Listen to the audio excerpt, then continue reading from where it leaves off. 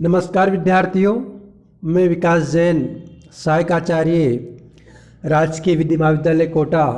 आप सभी का राजकीय विधि महाविद्यालय कोटा के यूट्यूब चैनल पे हार्दिक स्वागत करता हूँ। भारतीय साक्ष्य अधिनियम 1872 की इस यूट्यूब श्रृंखला में आज हम बात करेंगे प्रिजम्पशन एज टू डॉक्यूमेंट्स, दस्तावेजों की उपधारणा। विद्यार्थियों, दस्तावेजों के बारे में उपधारणाएं, इससे पूर्व में धारा 4 इंडियन एविडेंस एक्ट पे लेके जाना चाहूँगा कि उपधारणा क्या होती है। उपधारणा से होता क्या है? सामान्यतः न्यायालय कुछ तथ्यों के अस्तित्व को स्वीकार करता है जिन्हें साबित करने की आवश्यकता नहीं है, इसे प्रिजम्पशन कहते हैं। जैसे अगर एक सामान्य भाषा में समझे तो कहीं अगर किसी स्थान से धुआं उड़ता दिखाई दे तो सामान्य जन ये उपधारणा करेगा कि वहाँ आग लगी होगी। या फिर किसी हाईवे पे कोई भीड़ इकट्ठा हो रही है, आप किसी व्हीकल से जा रहे हो तो आप ये उपधारणा कर सकते हो किसी का एक्सीडेंट हुआ होगा। इसी तरह न्यायालय कुछ तथ्यों के अस्तित्व को स्वीकार करता है जिन्हें साबित करने की आवश्यकता नहीं, इसे उपधारणा कहते हैं। उपधारणा को अध्ययन की दृष्टि से 3 भागों में बांटते हैं। पहला तथ्य की उपधारणा, दूसरा विधि की उपधारणा और तीसरा मिश्रित उपधारणा अर्थात तथ्य तथा विधि की उपधारणा। वहीं विधि की उपधारणा को 2 भागों में बांटते हैं। सेल प्रिज्यूम उपधारणा करेगा और एक है निश्चयात्मक सबूत। अब बात करते हैं तथ्य की उपधारणा में प्रिज्यूम में न्यायालय तथ्यों को साबित मान सकता है जब तक कि उसे नासाबित नहीं किया जाए या सबूत की मांग कर सकता है। प्रिज्यूम में क्या होता है कि न्यायालय के पास वैकल्पिक व्यवस्था है। अगर वो किसी तथ्य का प्रिजम्पशन में के रूप में करता है अर्थात में प्रिज्यूम करता है तो उसे वो साबित मानेगा जब तक साबित मान सकेगा जब तक नासाबित नहीं कर दिया जाता, या फिर उसके अतिरिक्त सबूत की मांग कर सकता है। इसे में प्रिज्यूम के नाम से जाना जाता है। जो धारा 4 में इसकी जो परिभाषा दी है वो इस तरह है कि जहाँ कहीं इस अधिनियम द्वारा ये उपबंधित है कि न्यायालय किसी तथ्य की उपधारणा कर सकेगा, वहाँ न्यायालय या तो ऐसे तथ्य को साबित हुआ मान सकेगा यदि और जब तक वह नासाबित नहीं किया जाता है या उसके सबूत की मांग कर सकेगा।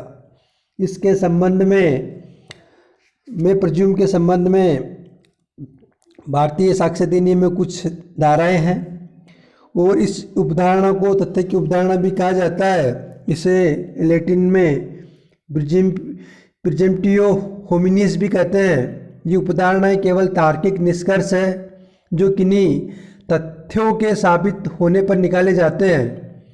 वे प्रकृति के अनुक्रम, मानव मस्तिष्क की रचना, मानव कार्यों की शाखा और समाज की आदत तथा प्रथा के अनुभव एवं संप्रेषण पर आधारित है। इस उपधारणा का वर्णन भारतीय साक्ष्य अधिनियम के अंतर्गत धारा 86, 87, 88, 90 और 114 इस धारा के अंतर्गत आती है। वो धारा 118 भी तथ्य की या प्राकृतिक उपधारणा या उपधारणा कर सकेगा अर्थात में प्रिज्यूम के अंतर्गत आती है। उसके बाद बात करते हैं विधि की या कृत्रिम उपधारणाएं। इसमें खंडनीय और अखंडनीय अध्ययन की सुविधा से 2 भागों में बांटते हैं। एक है सेल प्रिज्यूम, एक है कंक्लूसिव प्रूफ। धारा सेल प्रिज्यूम के अंतर्गत न्यायालय तथ्य को साबित मानेगा जब तक उसे नासाबित नहीं किया जाता। इसमें न्यायालय के पास वैकल्पिक व्यवस्था नहीं है।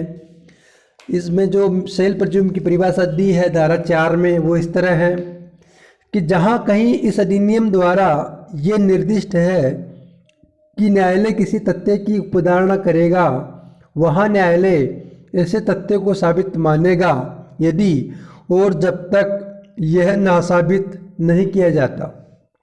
अर्थात इसके अंतर्गत ये विधि की खंडनीय उपधारणा के नाम से जानते हैं, जिसे न्यायालय निकालने के लिए बाध्य होता है। जब तक कि विरुद्ध साक्ष्य द्वारा उसे नासाबित नहीं किया जाता है, ऐसी उपधारणाओं का प्रभाव यह होता है कि जिस पक्षकार के पक्ष में किसी तथ्य को साबित करने के निष्कर्ष निकाले जाते हैं, वह प्रमाण भार से बरी हो जाता है तथा प्रमाण भार विपक्षी पर चला जाता है। इसका वर्णन धारा 79 से 85 तक और धारा 105 में किया गया है। इसके बाद आती है अखंडनीय उपधारणा, निश्चयात्मक सबूत। निश्चयात्मक सबूत ये विधि की अखंडनीय उपधारणाएं हैं जो किसी विपरीत साक्ष्य द्वारा खंडित नहीं की जा सकती।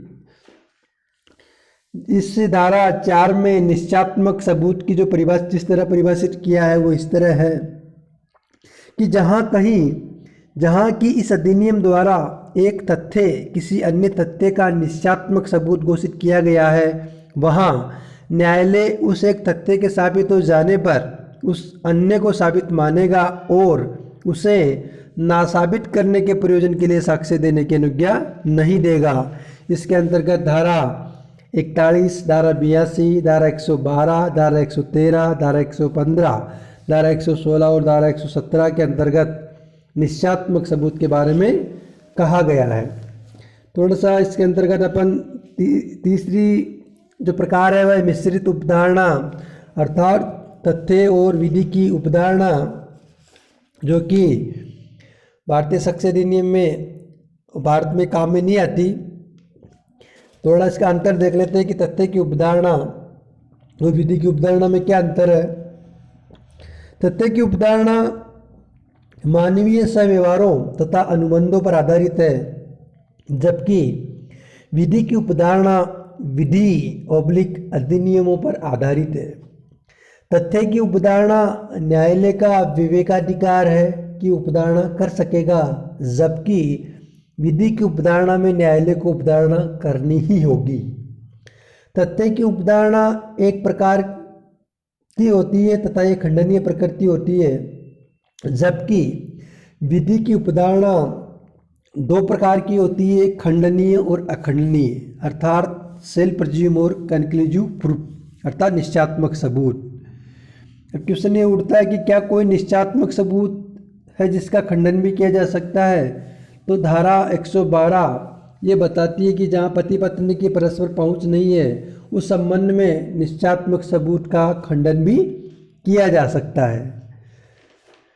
इस तरह आगे वाले वीडियो में हम देखेंगे कि दस्तावेजों के बारे में उपधारणा जो की गई है वो धारा 79 से प्रारंभ होती है और धारा 90 तक दी हुई है। उसके बारे में अगले वीडियो में चर्चा करेंगे। धन्यवाद।